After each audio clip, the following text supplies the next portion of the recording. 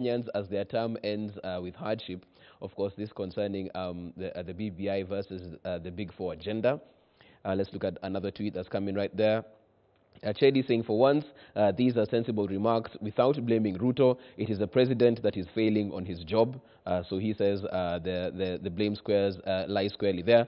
We have Kiroga Maina. Everybody supports the handshake, only that those in ODM exaggerated the same and misinterpreted it to mean that the opposition leader became the DP. Okay, you can keep those tweets coming in. You can get us at K24 TV. Let's switch gears a bit and bring it to Nairobi County. On Friday, Governor Sonko decided to give a waiver to all youth in terms of single business permits. And some people talking about the fact that, okay, fine, probably we should be seeing more of this and less BBI talk and less what we've been seeing to try and move this economy forward, to make it easier for the youth to start businesses if they want, and for those who are in business currently to have a bit of reprieve. What's your take on this? Some people are saying that this is just a political acrobatic move by the governor, still trying to survive because he's still, his back is still against the wall. Well, the truth of the matter is that Sonko is showing us that you can actually initiate some of the things that have been packaged in this BBI to make it a bit attractive. You can actually do them by simple decrees. We don't need the rallies that we are seeing. You don't need it. You don't need a rally in Kitui that you're trying to strip Moses Kuria. You don't need a rally in Kitui that you have the hardline Angilu saying, Toa huyo, fanya hivi. No, a simple decree by a leader of a government, whether it's a county government or the national government, saying now give them tax breaks. You know, that is what Sonko is doing. He's actually showing us that it just takes political will, nothing much. You don't even need consensus from anybody. And let me tell you what, this business has been, the country, the business environment in the country has been absolutely vicious and volatile to the youth in this country. They don't have capital, they do not have access to credit, they don't have proper mentorship. The environment is absolutely aggressive. And that's why you see them running helter-skelter with kanjus. So it is important for us to make sure that we move our youth from joblessness into a place where they can make even 100 shillings a day, 200 shillings a day. Mentor them. And these things are very easy. In a year, even if you mentor 1,000 young people, then they automatically become employers in a few years' time, you know? So, but do we need a BBI? Do we need a referendum? Do we need 24 rallies or 30 rallies, each of them costing 12 million shillings, totaling to about 300 million? Just take that money and make it work, you know? But let me tell you what, the truth of the fact is that when things are not working in the country and the politicians have the insatiable need to continue leading, even when the constitution says no, they have always created something to take power informally from Wanjiko and formalize that theft. And that is what BBI is. BBI is a document that is meant to take power from Wanjiko in a devious way. Make Wanjiko believe that all their problems in the country can be maxed to a yes or no. Give power unwillingly, and sometimes willingly, and then rationalize the immorality that my friend was talking about here. The truth of the fact is that we must encourage what Sonko is doing. We must encourage other forums in other county governments that are working for the youth. Today, insolvency is the case. Businesses are shutting down and shutting down. Are you telling us that we're going to wait for BBI? We're going to wait for more insults from the kind of Gilu in counties? We're going to see more politicians beaten and whatever it is that there is? You understand? Yet murders of babies like Baby Sharon and stuff have never been resolved. So the truth of the fact is that political will is what we desire. So if things are not working, the politicians don't want them to work. And if things are working, the politicians desire to get them work. So we must support such initiatives. And I'm really encouraging to see the youth brought from a place of hopelessness to a place where they can have the dignity of providing for their families. I went to Babadogo, and there's one car wash with 400 young people. 400 young people. They told me in a day, there's no way 400 of us can make a butter. The guy told me, look, I have a wife, I have kids, I have all these things. With the crime rate in Babadogo, would you rather I go and hire a gun and get somebody to kneel down and get an iPhone? Or would you rather I come to this car wash and I wait for 7 days, one vehicle for me to make 200 shillings and take that back to my wife? There's a level of hopelessness in this country. And I'm asking, please, can we focus on ensuring that we put back the dignity of the Kenyan by having him provide a meal, by having him take his kids to the hospital, by having them, access Medicare. Okay. Simple things that just need decrees from leaders. Please don't steal power this time round.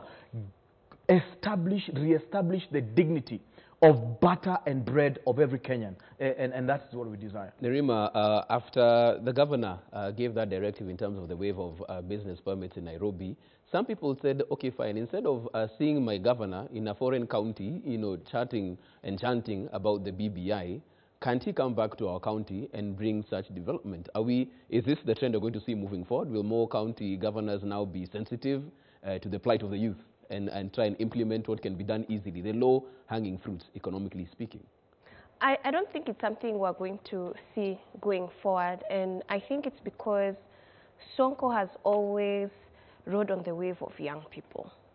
This is not the first time that you see him trying to do something for them. There was the moment when he had the parallel fire engines. Sonko rescue team. Yeah, and things like that. Like, he identifies with youth. That's Sonko for you. And that's why he dresses that way. Because, really, with the gold chains and the big T-shirts and the hats, it's because he understands the people who vote him in. That's how they dress as well. And I think Sonko is very good at that. But what I do see is political maneuvering, because just a few weeks ago, we were talking about impeaching him. And that story has died so quick. And he's very good at that. And I give him that, or his team who does that. Because this is one individual who a whole party didn't want him to have the ticket, but he got it. This is one who can openly say that he's been in prison before, he's escaped, and he's still here existing with us. This is one who a few weeks ago, we were concerned that the MCAs might kick him out, and even the MCAs don't understand what happened because of some of the moves that he made in terms of even how he organized them in their meeting. They had meetings in their county assembly to actually impeach him. And those meetings ended with him still seated on that seat. And we're talking about someone who even decided to appoint someone when he was supposed to be out of office. So that's what we need to be looking at, how he's easily able to maneuver himself out of tight corners and still survive. So I believe Sonko did it in a way to just remind young people that, hey, me, I'm here for you, I represent you.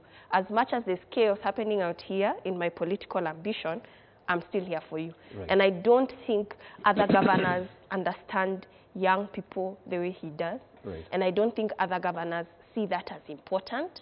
For them, they believe that they do need the political goodwill from high above. So they will continue with the BBI because that's where the executive focus is, and they feel they must be on that podium, on that platform, because that's who gives them power. It's not the youth who vote them in. Right.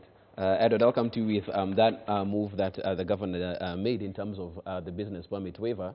Do you feel this will be the game changer in terms of businesses in Nairobi, youth trying to get into business? Will it give the stimulus that's needed to move forward? I think it's not a novel move. It is a move that the CS, Aden Mohammed, had requested county governments to implement based on the issue of ease of doing business and how Kenya has moved, from 136 to around 56. So it's nothing new. He's just done the implementation aspect. The concern for me is that it's a timed move. It's supposed to be for the first 24 months, and then after they have picked up, they move forward. But you see, that is going counter to the new tax proposal that KRA was proposing also to, to levy on new businesses and small businesses that are coming in, which is now being talked about as the Mama Mboga tax, So you realize that it's a government which is working on cross purpose, that one arm says this, another arm says the other, So you wonder, when it comes to cabinet level conversations, do they really understand what each government cabinet or ministry is doing against the other?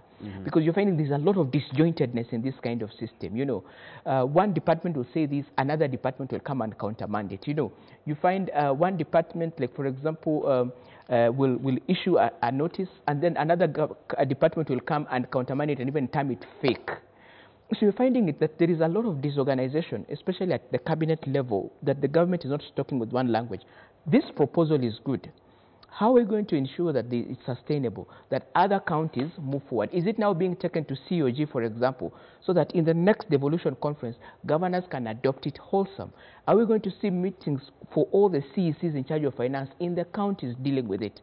So for me, it's important that we drop the ball in Africa, not because you don't have the brightest people. We drop the ball because we are not well organized in terms of succession planning, sequencing.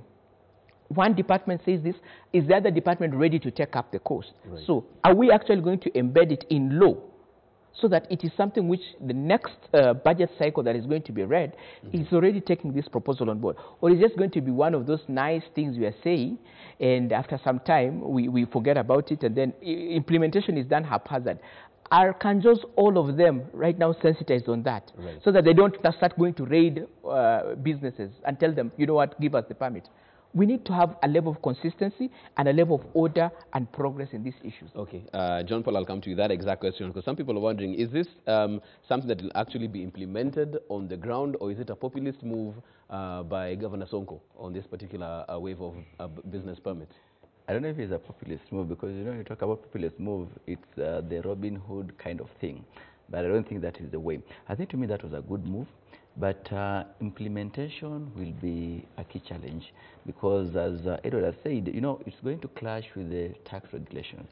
And I know some counties have done fairly well, like Kakamega, County Makueni, and even Kitui, where Moses Kuria was being wrapped up. I think some counties have really done us proud. But I think, to me, it was a good move, identifying with the common mwananchi. The issue now will be, is it going to be again hijacked by some cartels, whereby you just register a company and then go and now saying that it's for the youth or PWDs.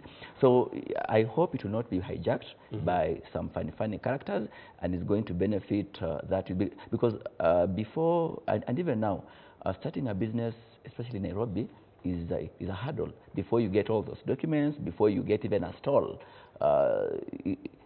it's a task. So I hope this is going to be beneficial, but implementation and consistency, I think, will play a key role for this. So I don't think it's a populist move. It might be because based on the cases that the governor is facing, maybe he's now trying to outsmart his way, or maybe move away from that. I don't know, but I hope it was done with the interest of the youth. Okay. Yes. Okay. We'll take your views as well as you continue to tweet us at K24 TV.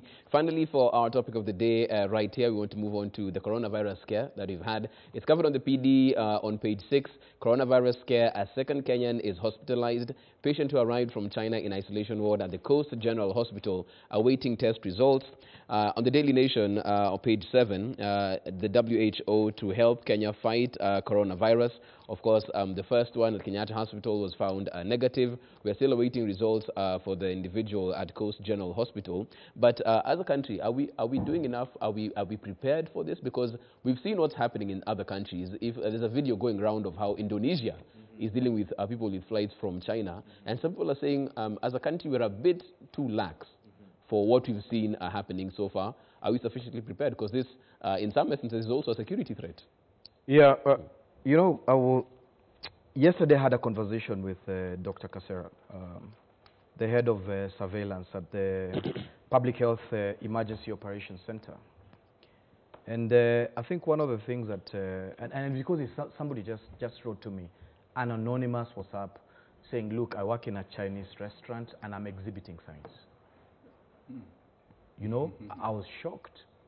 So I reached out and I said, you know what, there's no, a toll-free number that people can call in case they see this. And people don't even know some of the symptoms. So I think one of the things that has happened is that public participation again, and public awareness actually, and public alertness is an issue that they need to work on. And also, it's absolutely important that they sensitize them on hospitals to go to where they have set up some of these screening places. So they should be specific hospitals. They should be specific. They should work. There has to be a public concept of operations that they have put in place and sensitize the public. In case you see this and this and this, please report here or call here. This is manned 24/7. But that's not just it. I honestly feel that our borders are extremely porous. And also the timing of this virus is absolutely dangerous, even for Africa. Because most of the Chinese workers in the country, even investors and whatever it is, had left the country to go and celebrate their New Year's. Now they're supposed to come back. But that's not just it. The foods that we import from China also, who is screening them? Knowing the fact that Kenya is like the market for contraband, you know, at the end of the day. When were these foods, I mean, we are eating even fish. You know, we're not just talking about biscuits. You know, like there's fish and stuff of the sort. I don't know whether there's maybe beef. I have no idea, you know. But the truth of the fact is that there's a poor job that is being done. And let me tell you, you know, we know even the fact that we even are unable to deal with floods. I don't know what it is that we deal with. Perhaps gossip and politics. But the fact is, this is something that is extremely alarming. And the country still hasn't shown any seriousness, even to put down and gag down greedy organizations like Kenya Airways that had refused to ground their flights. You know, they said, you know, because it's high season for them. So I think as a country we need to get serious. Because the death of one Kenyan, nobody cares. It's not of value to anyone. So I think it's up to us as citizens. And some of these things we need to take them up and put the government into play and say, you know what, this is our health. And I can imagine some of our colleagues and family members that work at the airport. Because when I send the number through, people are, what about me who works at the airport? How am I supposed to look at myself? So it means even workers at the airport, you know, our ports of entry, they haven't been sensitized at all. Okay, let me move to Edward on this as well. We absolutely have no plan. Okay, Edward, let's talk about the fact that not only within our borders, but also for the for the Kenyan citizens who are in China, some students who are apparently in Wuhan, wondering how will they be brought back home. And it's a key issue because they can see other nationalities taking their citizens back and being put in isolated you know, areas and wards to make sure that they're fine. But they're feeling that they've been neglected. What's the response on that from where you stand? I think it's just a laziness that we have actually encouraged throughout our country in terms of issues to do with disaster management, disaster preparedness, because it's not the first time. We are always late to evacuate our citizens. When Egypt was going up in flames, we were late to evacuate our citizens. When Libya was going up in flames, we were late to evacuate our citizens. I mean, 1994, Mutongwe sank, we said we are going to have a National Disaster Management Authority. Up to now, it has not been put forward. When you go forward and ask them, they will tell you it's a matter in cabinet discussions. We are discussing it. We need to harmonize. The country thinks, and the government successive have actually thought that disaster management in Kenya is about putting a policeman with a crime scene tape around it. And we saw that in Solai. We've seen when buildings are collapsing all over the place. It breaks my heart because I've been in this kind of practice for quite a while to see that even at this moment, our ambassador to China, Sarah Serem, was just talking casually about it. There was no level of urgency. We have not just only students. We have traders, because you've killed our manufacturing industry, and we think that you are being smart by having cheap imports from China. So we have a lot of traders who are coming from China. SGR is based on Chinese imports which are coming into the country. And we are just easy, we are casual. And so as it is right now, we had expected that last week's cabinet meeting should have actually dealt with the issue of this is the time, let's set up our emergency protocol. That in the event of any kind of issues to do with this kind of virus, we know what needs to happen, both for locals, citizens, and also those students who are outside, and any Kenyan who would come in contact with this. There is nothing which has been put forward. Our embassies in the middle, in the Asia countries, are still just operating as it's normal, nothing much. Okay. So it's a sad day, and I don't see anything happening. Nerima, we've spoken about public awareness. Do you feel we've done enough of that in terms of knowing what to do? Of course, we've seen different WhatsApp messages going around on these are the symptoms to watch out for. If you've been to China or have been in contact with somebody who's been from there, please report to a hospital for further a checkup on that. Do you feel that we're sufficiently aware of what we should be doing right now? I don't think we are sufficiently aware, but also I think that we also don't quite know that only 2% of those who contract the virus actually die from it. Mm-hmm. And there's a lot of fear and panic. So it basically means that you can have the virus, you might not have the symptoms, but you are a carrier. Mm-hmm. It also means that you can have the virus and you just have flu-like symptoms, but you don't die. Actually, most people don't. So it's a very small number that does die, but it's still bad. And I think that's a part of information that's not being carried across. And the fact that there's also a second mutation. And when we talk about biology, it's very complicated because by the time you're trying to figure out a cure, it is also mutating into a different kind of virus. And for Kenya, I think what's unfortunate is that we do have to send samples all the way to South Africa to be tested. What I do feel, yes, and that is a concern. But I do know that the Ministry of Health has been working. CDC have been working tirelessly because I do know individuals who are working in those sectors and having long-hour meetings trying to organize our country. So it's not that they're sitting and watching and panicking and hoping things get better. They are working on it. Okay. But the fact that we do not have the medical equipment to be able to come up with these solutions, this is something that will take months. It's something that we know people are actually being told in China to isolate themselves so that we reduce the spread. So there needs to be more information about spreading because it spreads very quickly. And there needs to be, as well as the public researching a lot more rather than living on panic. Every time they have a cold or something, they're rushing to the hospital and thinking that there's something wrong with them. Okay, John Paul, even as we wind up on this particular debate, because you see now we're going to get assistance from WHO as far as this is concerned. Nerima is saying that the government is working to make sure that this is contained. Are they doing enough where you stand? I think to me the relief is especially the KNH patient tested negative. We are waiting for the one in Mombasa. It's a good move that the WHO has also moved in. But I think to me the urgency is what is at stake, because even as now, maybe we might have, we could have had maybe even a special sitting by Parliament to discuss on this issue, to sensitize the public, to tell them that all is well. And I think it's just a matter of priorities. Are we putting our priorities well, or just focus on maybe BBI and the handshake and maybe? So I think this should be a priority, and a special sitting even by the Parliament will have been called by now. Okay, we'll have to leave it at that as far as it's concerned. Your views can be debated as well online. You can get us at K24 TV, but that's where we draw the curtains this morning. Dennis Tumbi, thank you so much for making time this morning. Edo Donyonyi, thank you so much as well. Nerima Wako, welcome back. You've taken a small break. Welcome back to the morning shift. John Paul, many thanks as well. We take a short break. We're back on the other side as we get interactive. This is K24 This Morning.